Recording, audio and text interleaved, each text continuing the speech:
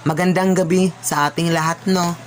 So ngayon, magbibigay lamang ako ng reaksyon tungkol sa inalabas na resulta ng Eastern Summer Poverty Statistics First Semester 2023 Preliminary Results. Resulta to nung ginawa nila yung survey. Okay? Ito ay tungkol sa kinakailangan daw ng isang pamilya sa isang buwan na may 5 miyembro. Sabi nila, ang kailangan daw na amount ng isang pamilya na may 5 miyembro ay 13,247. 13,247. Sa isang buwan yun na may 5 miyembro. Ha?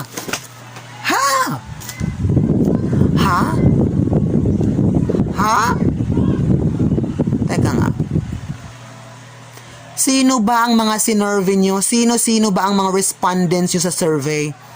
Yung mga nasa libingan na? Kailan nyo ba ginawa yung survey? Nung panahong sinakop tayo ng mga Espanyol? Kinig. 13,247 sa isang buwan. I-divide natin to sa 30 days. Average lang yon. 30 days sa isang buwan. So, bale, ang budget ng isang pamilya na may 5 miyembro sa isang araw ay 442 pesos lang. Okay, makinig. Isang kilong bigas ngayon, sasabihin na lamang natin na 59. Kakain kayo ng 3 beses, sabihin lang natin 1 kilo na lang sa bawat kainan. 59 times 3, 177. So, babawasan natin yung 442 minus 177, 265 na lamang yung natira. How about yung ulam nyo sa lunch? 1 kilong isda na lang. Ang kilo ngayon ng isda, o even last year, 240 pesos. So, yung natira sa 265, 25 na lang. So, 25 na lang yung natira. So, yung 25, pagkakasyahin sa ingredients nyon. How about yung mga non-food items?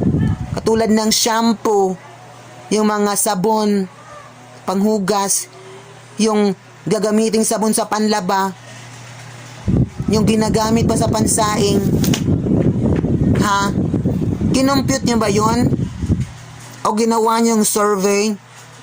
O yung mga respondents nyo, kayo-kayo lang?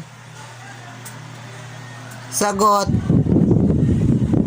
O ang result na ito kinuha nyo noong 1521. Nag-compute ba talaga kayo? Talaga ba? O okay lang. O ang nasa isip nyo, ipapaulamin nyo sa mga tao, yung mga sardinas na lang.